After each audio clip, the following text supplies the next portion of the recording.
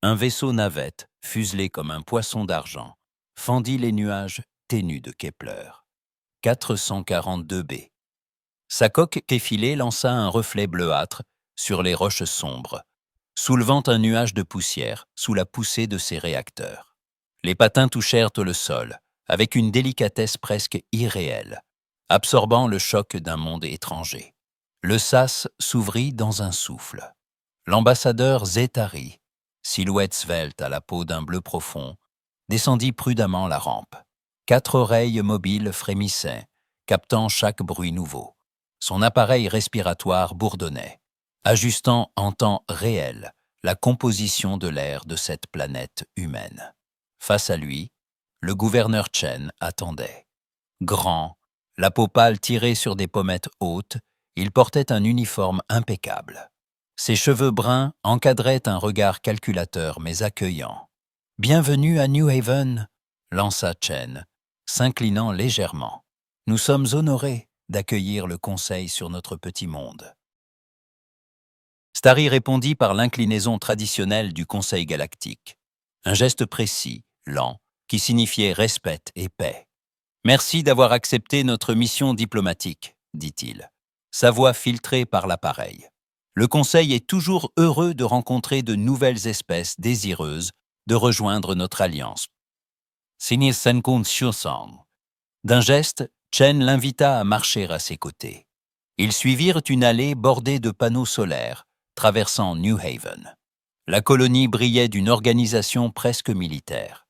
Des sous-structures de métal et de verre, rangées en carrés parfaits, baignées par la lumière pâle de l'étoile voisine. Partout, une activité sereine. Des fermes où des robots récoltaient des plantes d'un vert étrange. Des écoles où des enfants riaient devant des jeux inconnus de Zétari. Des usines bourdonnantes où les humains travaillaient en silence et en efficacité. « Combien d'humains vivent ici ?» demanda Zétari, notant chaque détail dans son carnet numérique. « Environ 200 000, » répondit Chen. La colonie grandit encore. De nouveaux vaisseaux arrivent tous les quelques mois, avec des familles entières. Ils s'arrêtèrent un instant devant une classe où une enseignante montrait à de jeunes élèves comment manipuler un drone. Les enfants, curieux, jetèrent des regards fascinés à l'extraterrestre. « Et pour la protection ?» demanda Zétari soudain, la voix douce mais ferme. « Disposez-vous d'une milice ?» Un imperceptible raidissement traversa le visage de Chen. Son sourire devint plus crispé. « Nous avons quelques forces de sécurité, » répondit-il. « Rien de trop sérieux, juste assez pour gérer les petits problèmes qui peuvent survenir. » Ils gagnèrent de la cafétéria, une vaste salle transparente donnant sur la plaine rocailleuse. Des plateaux d'aliments synthétiques, des conversations feutrées. Starry s'efforçait d'observer, sans paraître envahissant, notant la discipline tranquille des colons. Soudain, une sirène stridente fendit l'air. Starry porta d'instinct ses mains à ses oreilles, submergé par la brutalité du son.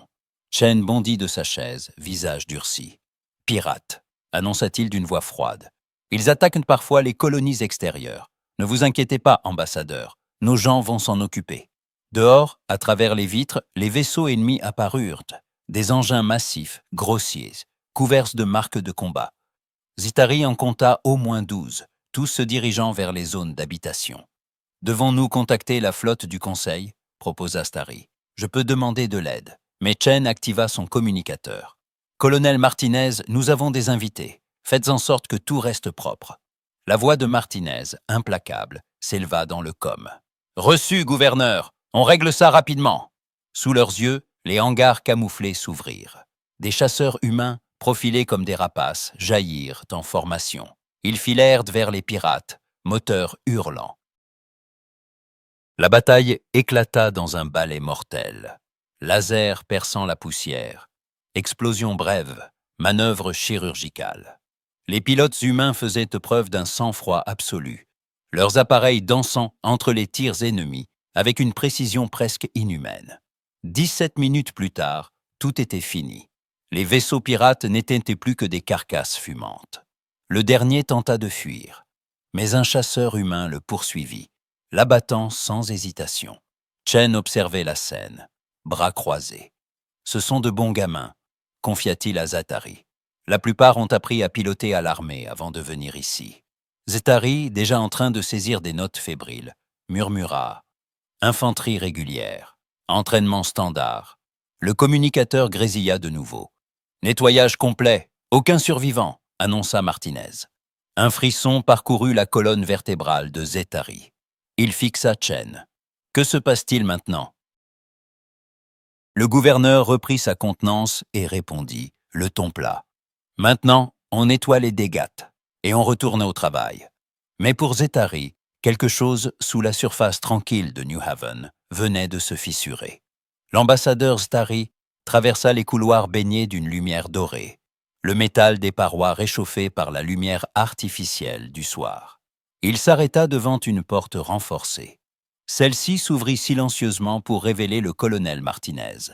Une femme menue, à la peau sombre, le visage marqué par la détermination. Elle portait un uniforme sobre, sans un signe superflu. Martinez l'accueillit d'un hochement de tête, son regard perçant scrutant l'extraterrestre. « J'espère que le vacarme n'a pas trop perturbé votre visite, ambassadeur. Nous essayons de tenir ces incidents à distance du cœur de la colonie. » Zaatari inclina la tête, poliment. « Votre intervention fut très efficace. » Les archives du Conseil indiquent que ces groupes pirates sont généralement très dangereux. Un sourire dur traversa le visage de Martinez. « La flotte écarlate, oui. Nous avons déjà croisé le fer avec eux. Ils ne s'attendaient pas à une résistance aussi organisée. » Zaatari hésita, puis risqua une question. « Combien de soldats avez-vous ici ?»« Environ 500. Fantassins, soutien, équipage aérien. Tout volontaires issus des forces régulières terrestres. Nous entretenons leurs compétences par des exercices mensuels. » Zaatari effectua des calculs rapides, dissimulant sa stupeur. 500 humains avaient anéanti une flotte pirate de 3000 individus. Il dissimula soigneusement son trouble derrière l'impassibilité de son masque. Plus tard, dans la pénombre de ses quartiers, Zaatari composa un rapport crypté à destination du Conseil. Chaque mot était choisi avec soin, chaque phrase pesée. L'armée régulière humaine ne ressemble à rien de connu dans la galaxie. Leur efficacité dépasse les standards établis.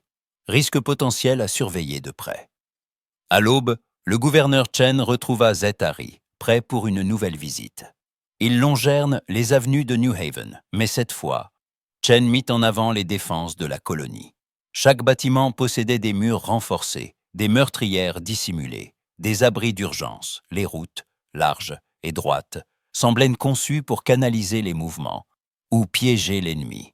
« Est-ce normal pour les colonies humaines ?» demanda Zaatari, ses yeux luminescents analysant chaque détail. Chen acquiesça. « Assez standard. Nos ancêtres ont dû faire face à des situations difficiles sur Terre. On applique ces leçons partout où l'on s'installe. » Quelle sorte de situation? Un sourire sans joie étira les lèvres de Chen. « Des guerres, surtout. Les humains savent se battre, ambassadeur. Nous avons eu beaucoup d'occasions de nous entraîner. » L'après-midi, Zaatari assista à un exercice militaire.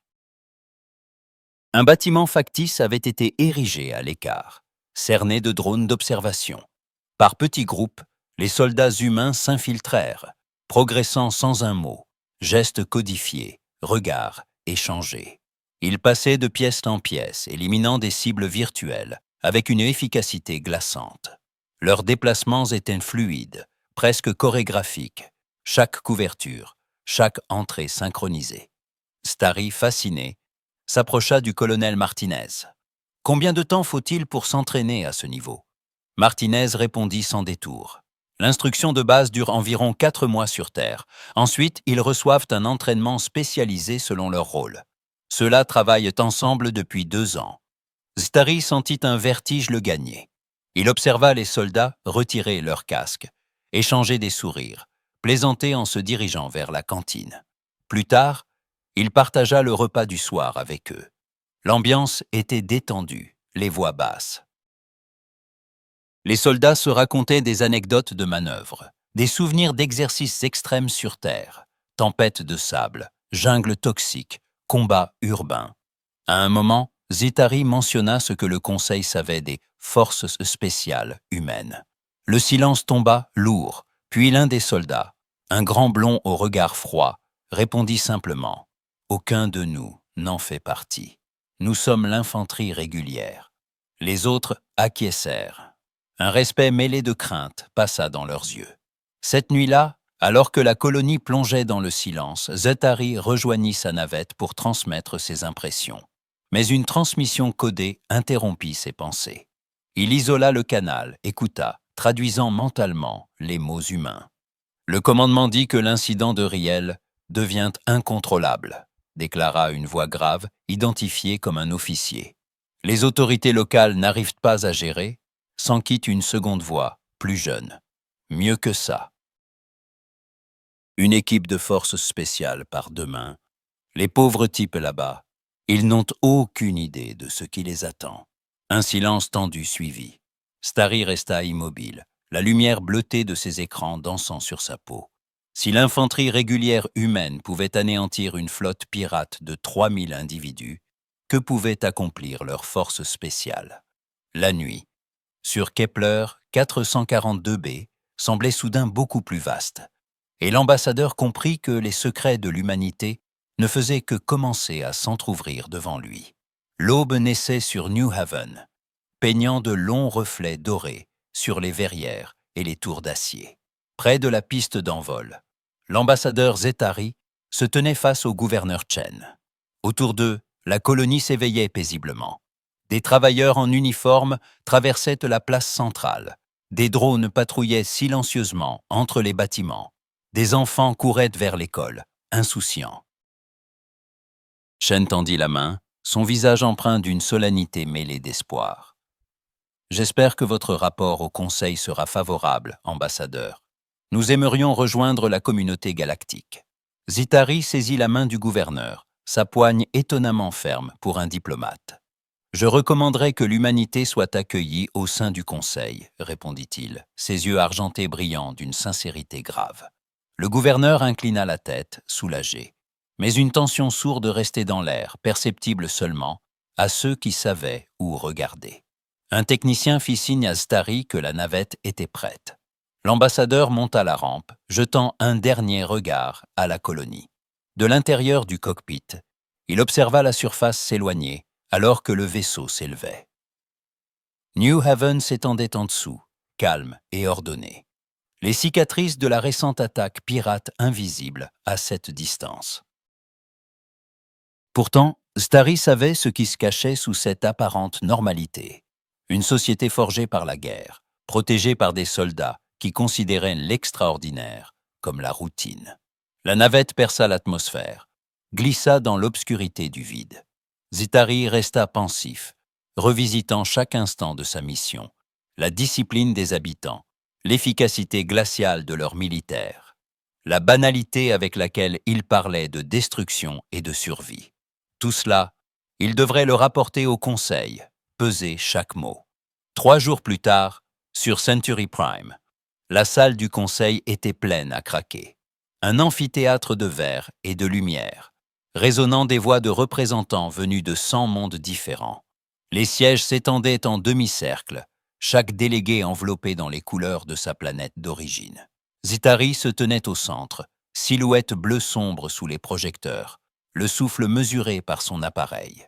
Devant lui, le Haut Conseil l'écoutait, silencieux et attentif. Il commença son rapport, la voix posée mais ferme. En conclusion, je recommande que l'humanité obtienne immédiatement la pleine adhésion au Conseil. Cependant, j'insiste pour que ses capacités militaires soient reconnues comme une question de sécurité galactique. Un murmure parcourut la salle. La tension devint acérée, presque tranchante. Les questions fusèrent aussitôt. Un représentant aux yeux pâles, venu d'un monde aquatique, se pencha en avant. Leurs pilotes, c'étaient d'anciens soldats d'infanterie. Zithari acquiesça. Oui, c'est un parcours professionnel standard chez les humains, l'infanterie, puis l'aviation. Un autre, tout en plumes irisées, s'exclama. Ils ont détruit 12 vaisseaux pirates sans aucune perte en 17 minutes? Exact, confirma Zethari. Leur coordination et leur discipline étaient exemplaires. Une voix grave s'éleva, celle d'un délégué à la peau cuivrée. « Et leurs forces terrestres ?» Chaque civil que j'ai rencontré a reçu une forme d'entraînement militaire. Les soldats s'exercent sans relâche, ils abordent le combat comme une science exacte. Leur doctrine repose sur la préparation permanente. À ces mots, la tension monta d'un cran. Les visages se fermèrent. Les murmures se muaient en inquiétude palpable. Puis Korat, le représentant reptilien massif, se dressa, dominant l'assemblée de toute sa stature écailleuse. « Ambassadeur Zétari, l'humanité pourrait-elle menacer la sécurité du Conseil ?» Zétari marqua une pause, choisissant chaque mot avec une précaution extrême. « Selon mes observations, les forces militaires régulières de l'humanité pourraient probablement conquérir la moitié des mondes membres, sans effort significatif. » La salle explosa dans un tumulte de voix, certains criant à l'exagération, d'autres exigeant des garanties. Les débats devinrent cacophoniques, les traducteurs universels peinant à suivre le flot d'accusations et de peurs. Au cœur de ce chaos, Zétari perçut un murmure, presque englouti par la clameur. La voix du représentant humain, assis non loin, qui se pencha vers son assistant, le visage impassible. Attendez qu'il découvre les forces spéciales. Les mots frappèrent Zétari comme une décharge froide. Il ferma les yeux, troublé.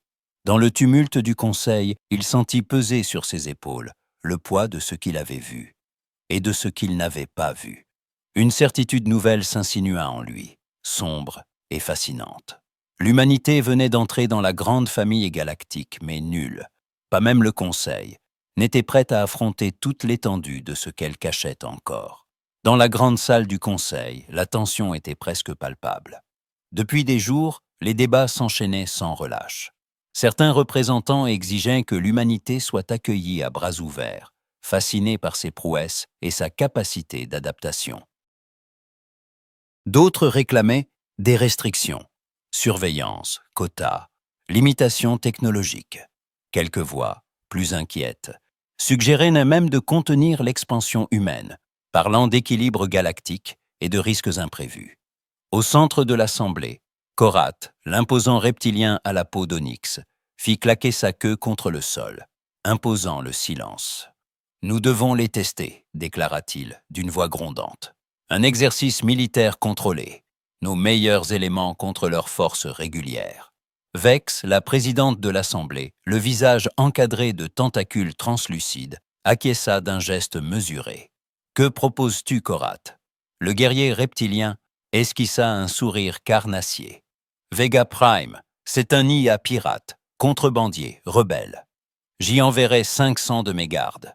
Les humains aligneront 50 soldats. Ils devront nettoyer la planète ensemble. Nous verrons comment ils combattent. » Un murmure inquiet parcourut les rangs. Tint le délégué félin au pelage argenté fronça les sourcils. « 50 humains contre 500 de tes guerriers ?»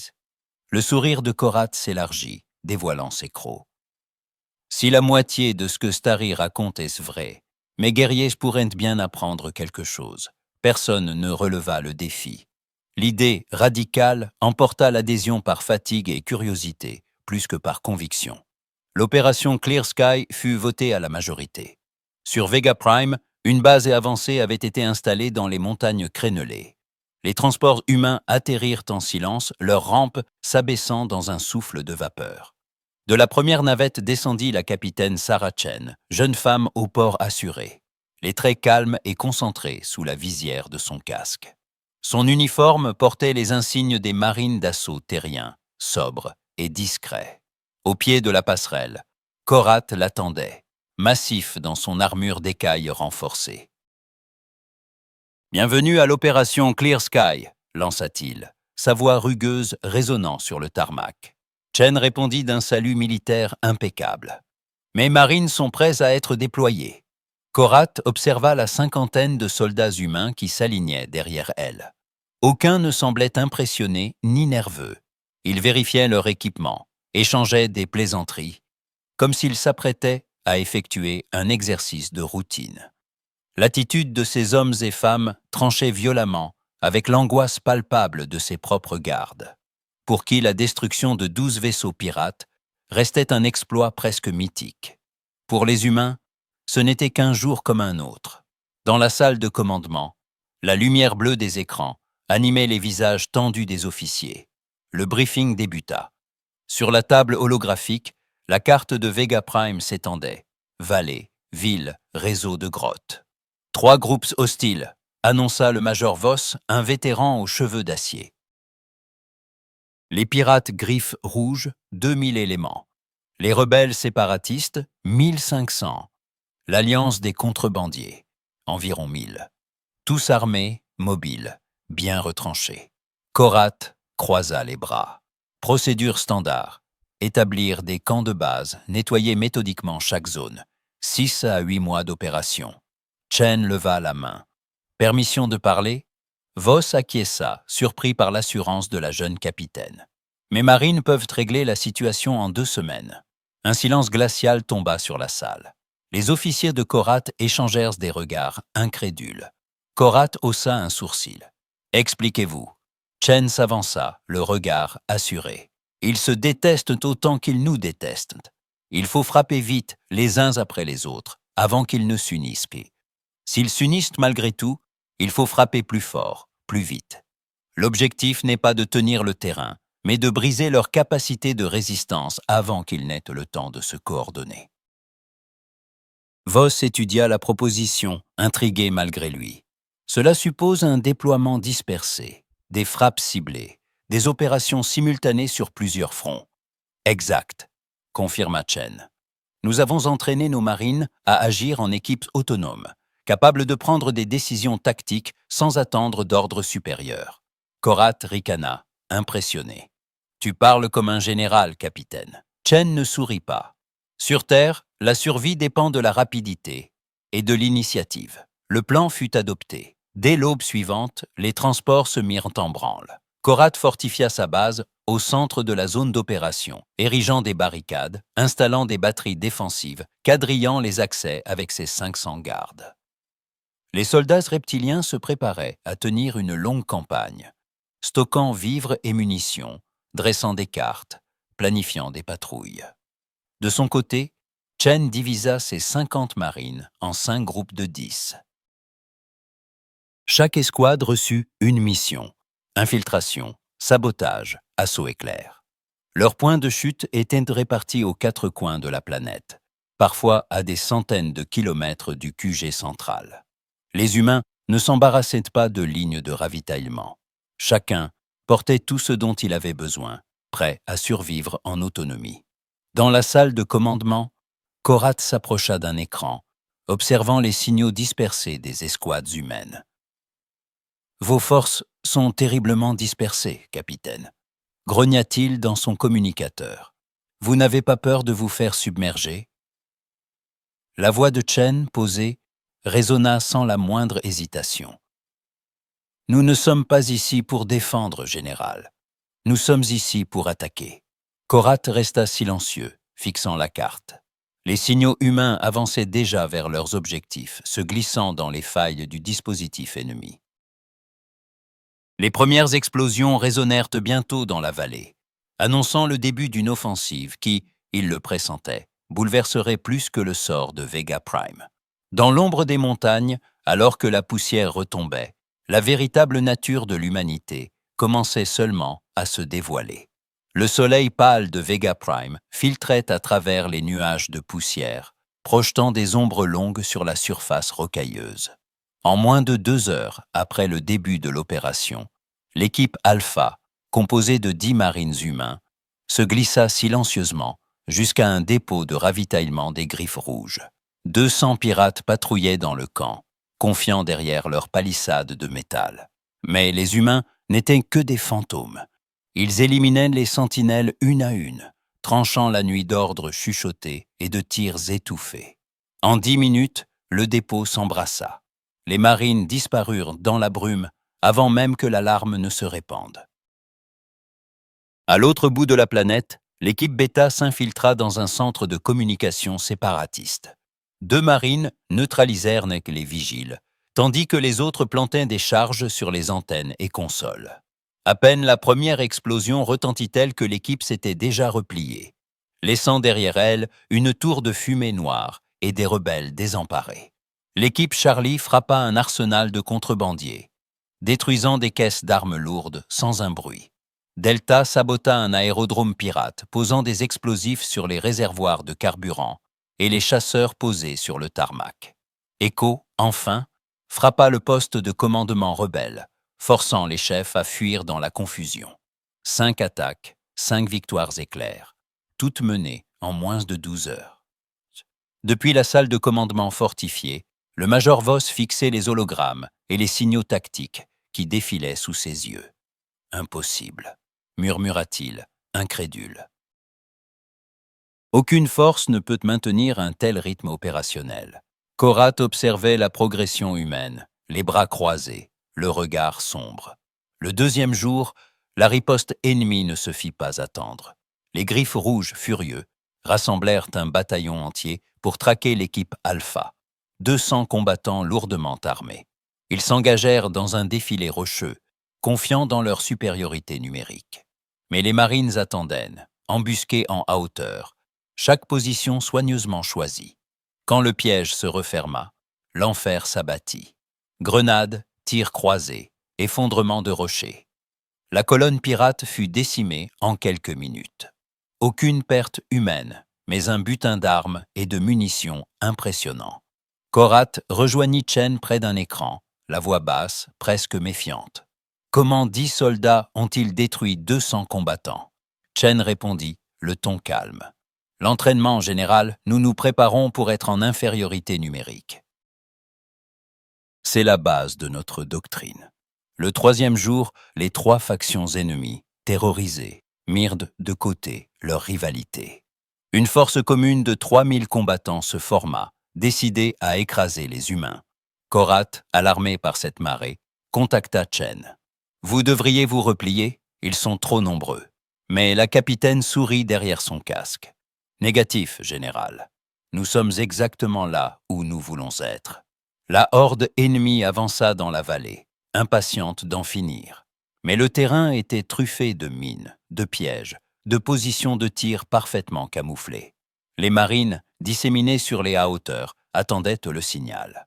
Lorsque le premier détachement entra dans la zone mortelle, une tempête de feu s'abattit. Explosions synchronisées, tirs d'élite, grenades à fragmentation. La panique s'empara des assaillants. Incapables de riposter, coupés de leur chef, ils se dispersèrent ou tombèrent. La confusion était totale. Quelques centaines de survivants hagards jetèrent leurs armes et levèrent les mains. Mais ils ne se rendirent pas aux gardes reptiliens de Korat. C'est vers les humains qu'ils marchèrent, cherchant la protection de ceux qu'ils avaient pourtant voulu détruire. Dans le calme précaire de l'après-midi, Korat rejoignit Chen à l'abri d'une crête calcinée, loin des oreilles indiscrètes. Son ton était cette fois chargé de respect et d'incrédulité. « Comment est-ce que c'est possible ?» Chen répondit sans détour. « Doctrine standard du corps des marines. Petites unités, mobilité, agressivité. Nous apprenons cela dès l'instruction de base. » Korat fixa la jeune femme, oscillant entre admiration et inquiétude. « Vous êtes des forces spéciales. » Chen éclata d'un rire franc, secouant la tête. « Non, général. Nous sommes des marines réguliers. » Korat hésita, puis murmura, la voix grave. « Alors, à quoi ressemblent vos forces spéciales ?» Le sourire de Chen s'effaça. Elle plongea son regard dans celui du reptilien, soudain très sérieuse. Elles gèrent des guerres dont personne ne sait même qu'elles existent. Le silence s'installa entre eux, chargé de tout ce qui n'avait pas été dit. Au loin, la brume de la bataille dissipait les derniers doutes. L'humanité venait d'imposer ses propres règles, et le reste de la galaxie ne le comprendrait peut-être jamais tout à fait. Le soleil déclinait sur Vega Prime, projetant sur le centre de commandement des lueurs de cuivre et de sang. Dans la salle d'opération, Korat observait la carte holographique de la planète, chaque point lumineux signalant un secteur sécurisé. Son bras droit, couvert d'écailles sombres, pianotait nerveusement sur le rebord d'une console. Autour de lui, ses officiers murmurèrent, encore sous le choc de la vitesse à laquelle la campagne venait de s'achever. Il activa le canal prioritaire, dictant son rapport au Conseil galactique. Sa voix, grave, résonna dans l'espace confiné. Rapport du général Korat, Vega Prime pacifié en 4 jours standards. Taux de perte ennemi, supérieur à 90%. Aucune perte humaine. Mes propres troupes n'ont quasiment pas ouvert le feu. Il s'arrêta un instant, pesant ses mots, puis ajouta « Les 50 marines humains ont mené l'intégralité des opérations de combat. Mes gardes se sont contentés de tenir le périmètre et de traiter les prisonniers. » À cet instant, la silhouette de la capitaine Sarah Chen apparut dans l'encadrement de la porte. La poussière rougeâtre des combats maculait ses bottes, mais son uniforme restait impeccable, ses yeux vifs et attentifs. « Merci de nous avoir inclus dans cette opération, général », lança-t-elle en s'approchant. « Mes marines ont beaucoup appris de la coordination interspécifique. C'était instructif. » Korat inclina la tête, toujours impressionné par la maîtrise froide de la jeune femme. « Dites-moi, capitaine, à quoi ressemblerait pour vous une mission véritablement difficile ?» Chen prit le temps de réfléchir, observant au loin les derniers transports de prisonniers quitter la base. « Un défi ?» demanda-t-elle enfin, la voix sérieuse. « Ce serait une mission où mes marines devraient réellement se surpasser. Ici, c'était proche d'un exercice d'entraînement grandeur nature. » Korat sentit un frisson glacial lui parcourir l'échine. Il détourna le regard vers le tarmac, où les humains embarquaient déjà dans leur vaisseau. Ils plaisantaient, rangeaient leur matériel, comme s'ils revenaient d'une simple manœuvre. Peu après le départ du transport humain, le général retourna dans ses quartiers privés, la mâchoire crispée. Il se plongea dans les enregistrements tactiques, chaque phase, chaque escarmouche, chaque embuscade. Les 50 marines avaient déployé une efficacité surnaturelle. Aucune hésitation, aucune perte de temps, une coordination sans faille. Ils s'étaient battus comme s'ils étaient 100 fois plus nombreux, pulvérisant toute résistance, avec une économie de moyens déconcertante. Dans l'obscurité, Korat revint sur ses souvenirs de la bataille. La panique des pirates, l'effondrement des lignes rebelles, la capitulation des contrebandiers. Nulle trace de triomphe chez les humains. Juste la routine d'un devoir accompli. Un officier de communication frappa à la porte, l'air nerveux. « Général, nous venons d'intercepter une transmission prioritaire du commandement humain. Elle concerne un incident en développement dans la bordure extérieure. Il pourrait s'agir d'un contact hostile avec une espèce inconnue. Les forces spéciales humaines sont en cours de déploiement. » Korat se redressa, chaque muscle tendu. « Lisez-moi le message exact. » L'officier lut, la voix hésitante. « Équipe Spectre. Autorisation de transit immédiat. Conflit potentiel. Classification inconnue. Engagement sous protocole Delta. Extraction de cible prioritaire. » Un long silence s'installa. Korat fixa le plafond, cherchant à mettre de l'ordre dans ses pensées. « Si les flottes du Conseil croisent des forces spéciales humaines, ordonna-t-il enfin, vous observerez à distance maximale de sécurité. Vous ne vous interposerez sous aucun prétexte. » L'officier parut interloqué. « Quelle est la distance maximale de sécurité, général ?» Korat fixa ses pupilles dorées sur l'officier. La voix grave comme un avertissement ancestral. « Un autre système stellaire, voire un autre secteur si possible. » L'officier blêmit, hocha la tête et disparut. Seul, Korat contempla encore les images figées des marines humains. Visage calme, gestes précis, regard qui avait traversé la tempête sans sourciller. Il comprit alors que l'exercice de Vega Prime n'avait été qu'une ombre de ce dont l'humanité était capable. La nuit tomba sur la base, froide et sans lune. Dans les haut-parleurs, le silence remplaça enfin les alarmes. Mais dans l'esprit du vieux général, une inquiétude nouvelle s'insinuait, tenace. Il savait désormais que les vraies batailles, celles qui façonneraient l'avenir de la galaxie, se dérouleraient bien loin des regards. et que dans ces ténèbres, l'humanité n'était pas simplement un nouveau venu, mais une force que même les plus anciens redoutaient d'affronter. À travers la galaxie, la rumeur se propagea à la vitesse de la lumière. Ce que les humains avaient accompli sur Vega Prime n'était pas une légende, mais un avertissement. Sur chaque monde, dans chaque port spatial, les témoignages circulaient d'abord chuchotés, puis proclamés à voix haute. Les récits, d'abord déformés par la peur et l'admiration, convergèrent. Une poignée de soldats avait écrasé des armées, et personne n'avait pu les arrêter. Sur Nexus 7, monde marché saturé de vaisseaux et de caravanes, le capitaine Jerick, marchand audacieux, attendait devant l'une des tavernes les plus fréquentées du spatioport. Il avait entendu les histoires, mais les prendre au sérieux restait difficile, jusqu'à ce que la nécessité le pousse à embaucher 5 mercenaires humains pour escorter son convoi à travers la nébuleuse sanglante. Les 5 humains arrivèrent, l'allure décontractée, presque banale. Aucun insigne, aucune arrogance, juste des regards calmes, des gestes précis. Lorsque la flotte pirate surgit 15 vaisseaux aux canons luisants, prêts à fondre sur le convoi, les humains ne perdirent pas une seconde. Plutôt que de défendre le convoi, ils se ruèrent vers le seul chasseur que Jerick possédait encore.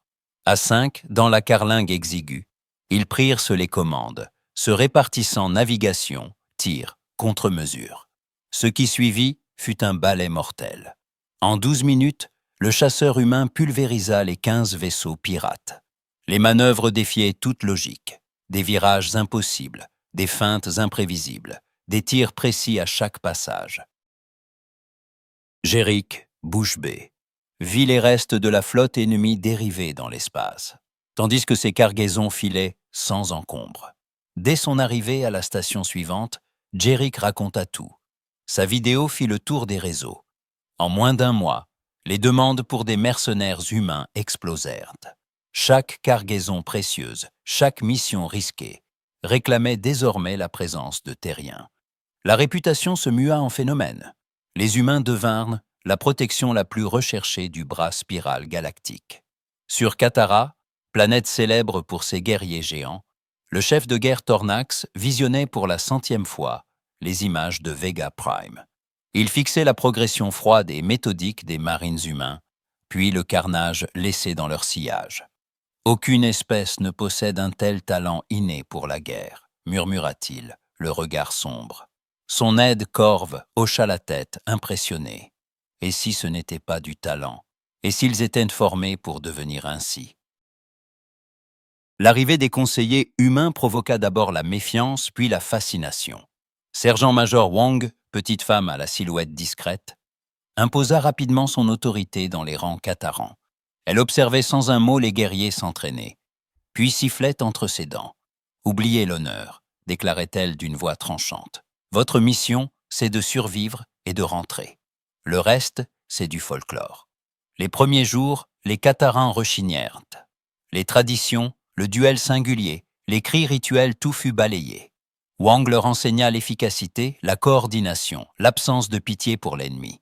Elle brisa leur schéma, les força à penser en équipe, à privilégier la victoire à la gloire.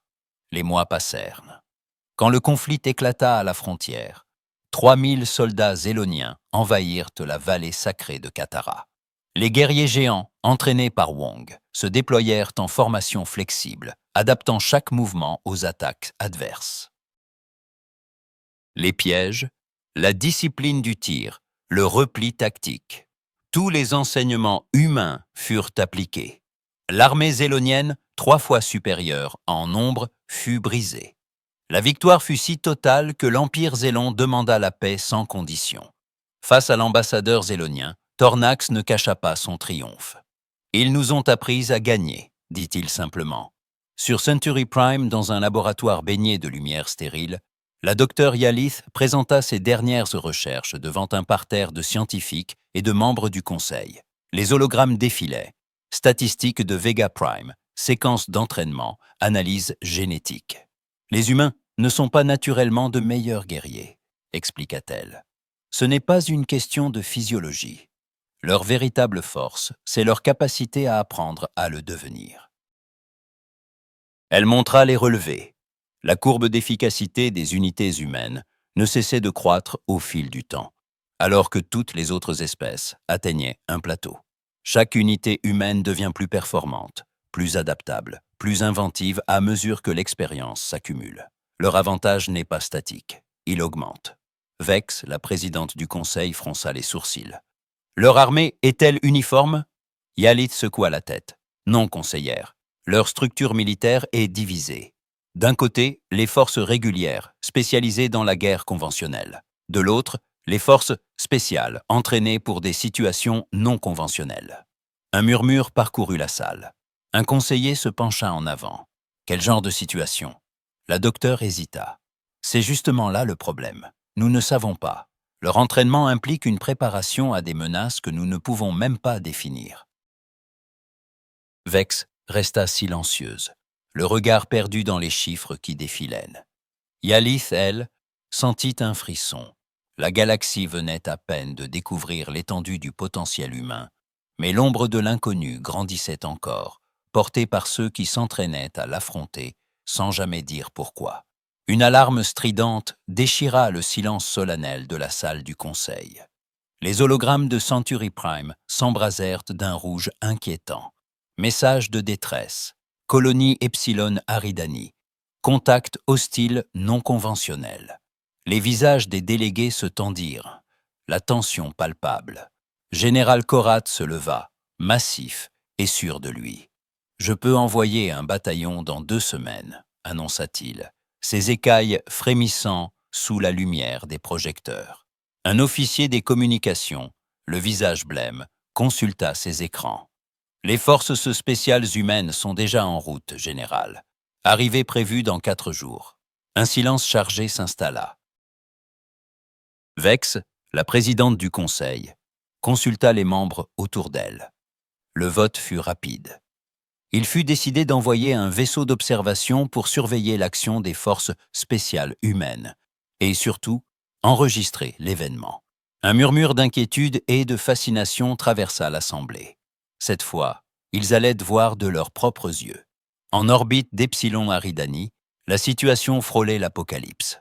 À travers les baies du vaisseau du Conseil, le capitaine Valdris observait la colonie encerclée par des vaisseaux d'apparence cauchemardesque.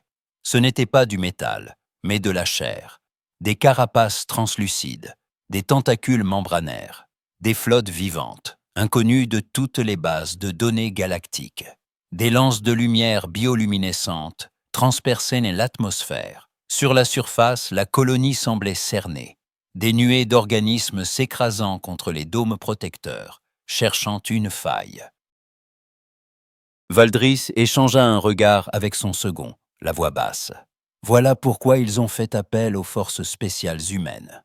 Un halo bleu perça le noir spatial. Un unique vaisseau humain, compact, bardé d'antennes et de modules énigmatiques, glissa à travers le blocus. Il se positionna juste devant le vaisseau d'observation. La voix du chef d'équipe, grave et nette, retentit sur la fréquence commune. « Vaisseau du Conseil, tenez-vous à distance de sécurité. Nous allons intervenir immédiatement. » Sans attendre de réponse, le vaisseau humain plongea vers la surface, traçant une trajectoire directe à travers les essaims extraterrestres. Les créatures réagirent, projetant des jets de matière organique, mais le vaisseau fila sans être touché. Team Sept, 5 opérateurs en combinaison noire, se posa à l'orée de la colonie. Les caméras du Conseil, braquées sur eux, captèrent de leur disparition instantanée. Pas de salut, pas de discours. Ils s'évanouirent dans les ombres, comme avalés par le chaos ambiant. Les heures s'écoulèrent. 6 pour être exact. Le vaisseau d'observation du Conseil, tremblant d'impuissance, ne perçut aucune communication, aucune image, rien que la tension croissante d'une catastrophe imminente. Les vaisseaux vivants continuaient leur siège, impénétrables, indifférents aux lasers des défenseurs. Puis, soudain, tout bascula. D'abord, les vaisseaux biologiques s'immobilisèrent, puis se tordirent dans d'atroces convulsions. Leurs membranes se désagrégèrent, des torrents de liquide bleu s'échappant dans l'espace. Les machines de guerre au sol titanes organiques, chars à pattes, essaims d'insectes géants s'effondrèrent, inertes. En moins de 10 minutes, la menace fut neutralisée. Le silence revint, pesant, irréel. Team Sept réapparut près de leur vaisseau. Le chef, casque sous le bras, s'approcha de la caméra du conseil, le visage calme, la voix posée. Incursion biologique non standard. Probablement d'origine extragalactique. Procédure de réponse standard appliquée. Rien de particulièrement difficile. Valdry, abasourdi, n'arriva pas à formuler une question. Le chef d'équipe hocha la tête, l'air presque désolé pour le manque de spectacle. « Merci d'avoir surveillé la situation au vaisseau du Conseil. Heureux que vous ayez été là, au cas où les choses auraient pris une tournure intéressante. » Team Sept remonta à bord de leur vaisseau, qui s'arracha du sol dans une gerbe de lumière. Le vaisseau du Conseil suivit, enregistrant les dernières images du champ de bataille, désormais jonché de carcasses organiques et de restes fondus. Peu après, dans un laboratoire de Century Prime, la docteure Yalith termina son analyse, les traits tirés par la fatigue et la stupeur. Les forces spéciales humaines, expliqua-t-elle devant le Conseil réuni, sont conçues pour mener une guerre contre des menaces qui dépassent tous les paramètres physiques et tactiques connus. Leur doctrine et leur entraînement les préparent à affronter l'imprévisible. Le silence s'abattit, chargé d'une crainte nouvelle. La galaxie venait d'assister à la démonstration d'une puissance forgée non pour la guerre ordinaire, mais pour tout ce que l'univers pouvait dissimuler de plus dangereux. Et derrière chaque victoire, une certitude s'installait. Nul ne savait jusqu'où l'humanité pourrait aller. Les alarmes hurlaient au centre de commandement du Conseil central. Des hologrammes saturés de points rouges pulsatiles projetaient une lumière sanglante sur chaque console. 16 systèmes venaient de tomber, engloutis en moins de 72 heures par la progression inexorable du Void Swarm. Une intelligence machine surgit d'au-delà des confins galactiques. L'amiral Jactar traversa la salle d'un pas rapide, l'uniforme froissé, les yeux cernés de fatigue. « Rapport de situation », ordonna-t-il. Le major Jens, les mains crispées sur les commandes tactiques, répondit d'une voix tendue. « 16 systèmes perdus, amiral. Le schéma d'attaque correspond aux archives anciennes. C'est bien le Void Swarm. Ils submergent nos défenses, piratent nos réseaux, assimilent tout sur leur passage. Sur les écrans, des flottes du Conseil tentaient de résister. L'amiral Corwick apparut en communication, le visage maculé de cendres et de sueur, la voix rauque. « Nous ne pouvons pas les arrêter. Pertes à 70%. Nous battons en retraite vers la station Kepler. Nous avons besoin de renforts immédiatement. » Jactar ferma les yeux un bref instant, puis se tourna vers son état-major. « Il reste une possibilité, » murmura-t-il, « les humains. » À cet instant, l'ambassadeur Mitchell franchit les portes, impassible malgré la panique ambiante. « Ce n'est pas une situation pour des forces régulières, » déclara-t-il. « Il faut des forces spéciales. Elles sont déjà en route. » Jactar le fixa, incrédule. « Vous saviez que ça allait arriver. » Mitchell haussa les épaules, le visage grave. « Nous en avons eu la certitude il y a 3 jours. Et aucune force conventionnelle n'est préparée à affronter cette menace. » Un silence pesant s'abattit sur la salle. Les hologrammes montraient désormais des planètes en flammes, des millions de réfugiés fuyant à travers l'espace. 2 jours plus tard, 12 vaisseaux humains émergèrent de l'hyperespace. Leur apparence fit frémir les techniciens du Conseil. Carapaces organiques, coques mouvantes, une architecture qui semblait vivante, changeant de forme sous les capteurs. Aucune transmission standard. Les communications étaient cryptées, unilatérales. Sur le terminal de Jactar, un message bref s'afficha. Opération militaire dans 6 heures. Recommandons à toutes les flottes du Conseil de maintenir une distance minimale de 5 années-lumière. L'amiral en resta bouche bée. 5 années-lumière, c'était un autre système stellaire. En salle de briefing, Mitchell s'adressa au commandant du Conseil, les yeux rivés sur la carte de la région menacée. Le Void Swarm a déjà attaqué par le passé. Nos forces spéciales s'entraînent à cette éventualité depuis plus de 200 ans. Ce qui va se passer ici, peu de gens l'ont déjà vu. Les vaisseaux humains plongèrent dans la zone infestée. Leurs signatures disparurent des radars, leur trajectoire devenant imprévisible. Pendant 12 heures, rien. Les capteurs du Conseil n'enregistrèrent que le chaos du Void Swarm, ces tentacules numériques s'étendant, engloutissant, infectant chaque relais. Puis, soudain, la marée changea. Des segments entiers du Swarm devinrent incohérents, leur formation se désorganisant, leurs attaques perdant toute synchronisation. Des points de rupture apparurent. Sections isolées, communications brouillées, nœuds de commande neutralisés. Un message traversa les ondes, signé Team Alpha. Phase 1 accomplie, chargée de disruption en place. Passage à la phase 2. Des rapports s'accumulèrent. Centre de contrôle désactivé.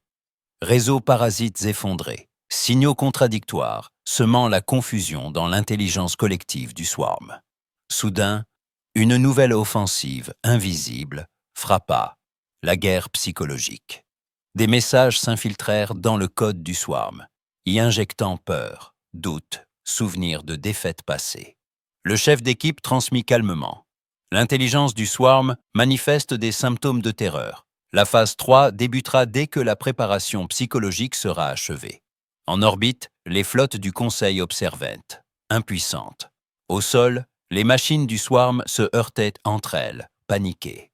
En moins d'une heure, la marée d'acier et de nanites fit volte-face. Elle reflua brutalement vers la frontière galactique, abandonnant des mondes entiers, se dispersant dans l'obscurité extragalactique. Un dernier message s'afficha sur les écrans de Jactar. Mission accomplie. L'intelligence du Swarm a été convaincue que toute agression future entraînerait son annihilation. Nous nous retirons vers l'espace extragalactique. Le calme revint, lourd et irréel. Les amiraux du Conseil s'entre-regardèrent, incapables de croire à la victoire. Mitchell se leva, la voix ferme. Si un jour, nous affrontons une menace que même nos forces spéciales ne peuvent contenir, alors, nous en développerons de nouvelles. Aucun mot ne fut ajouté. Au loin, les 12 vaisseaux humains disparurent dans la nuit interstellaire, laissant derrière eux une galaxie soulagée, mais désormais consciente qu'il existait toujours une autre frontière à franchir et d'autres types de guerriers à inventer. L'amiral Jactar avançait dans les couloirs mouvants du Silent Thunder, le vaisseau amiral des forces spéciales humaines. Ici, rien ne ressemblait au navire du Conseil. Les parois palpitaient, les lumières coulaient comme de la sève, et chaque pas semblait redessiner la trajectoire même du couloir. À sa rencontre, le colonel Rebecca Chen apparut, silhouette droite, uniforme sombre aux insignes étranges. « Bienvenue, amiral », dit-elle. « Nous allons assister à un exercice d'entraînement de notre toute dernière unité de forces sous-spéciales. » D'un geste, elle l'invita à la suivre jusqu'à la passerelle d'observation. Par les baies vitrées, Jactar découvrit un spectacle irréel. Au-delà du vaisseau, d'immenses formes vivantes dérivaient dans le vide, créatures de chair et de lumière, leurs contours sans cesse changeants. « Ce sont nos partenaires d'entraînement », expliqua Chen. « Des formes de vie artificielles, conçues pour simuler des menaces qui n'existent pas encore. » Sur une plateforme inférieure, une escouade attendait, les soldats de la Deep Patrol. Leurs armures semblaient à la fois matérielles et translucides, leur présence clignotant à la frontière de la perception. Ils s'élancèrent, traversant la coque comme si elle n'était qu'un mirage, puis se dispersèrent parmi les créatures, surgissant et disparaissant d'une réalité à l'autre. Leurs armes déformaient la lumière, effaçaient des fragments d'espace, créant des brèches dans des dimensions que Jactar n'aurait jamais pu nommer. Il se tourna, abasourdi. Quelle est cette unité? Forces spéciales expérimentales, répondit Chen, le regard brillant d'un feu intérieur. Deep Patrol. Leur mission, gérer les menaces impossibles. L'exercice fut soudain interrompu par un hurlement strident. Un officier courut vers Chen, affichant un schéma fractal impossible sur son écran. « Alerte réelle », annonça-t-il. « Incursion détectée à l'extérieur du spectre de la réalité. » Chen hocha la tête, parfaitement calme. Quelque chose tente d'entrer dans notre univers, depuis un endroit où notre univers n'existe pas. Jactar sentit la sueur perler sur sa nuque. Il observa les opérateurs Deep Patrol. Ils devinrent de plus en plus évanescents, s'estompant jusqu'à n'être plus que des silhouettes de pensée, puis disparurent, franchissant une frontière invisible. Comment combattez-vous une menace qui n'existe même pas dans notre réalité ? Souffla-t-il. Chen répondit sans détour. On la rejoint dans la réalité où elle existe, et on la convainc que la nôtre est préférable. Les minutes s'étirèrent, indéfinissables, puis la Deep Patrol réapparut, changée. Certains membres semblaient plus âgés, d'autres portaient des cicatrices impossibles, un port altéré par ce qu'ils avaient traversé. Leur chef salua Chen, puis s'adressa à Jactar. L'incursion a été convaincue d'exister ailleurs. Les pertes causées par le déplacement temporel reviendront mardi dernier. Jactar sentit sa réalité vaciller. Il croisa le regard de Chen, où ne subsistait que calme et certitude. Les forces régulières affrontent les menaces conventionnelles, amiral.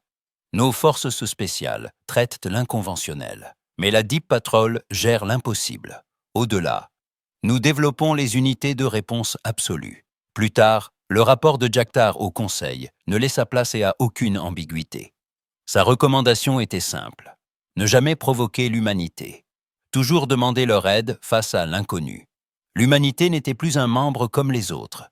Elle était devenue la garantie même de la survie galactique. 6 mois passèrent. Un dernier message émanant du commandement Deep Space Patrol arriva. Des entités inconnues manifestent de l'intérêt pour notre amas local. Déploiement des unités de réponse absolue en cours.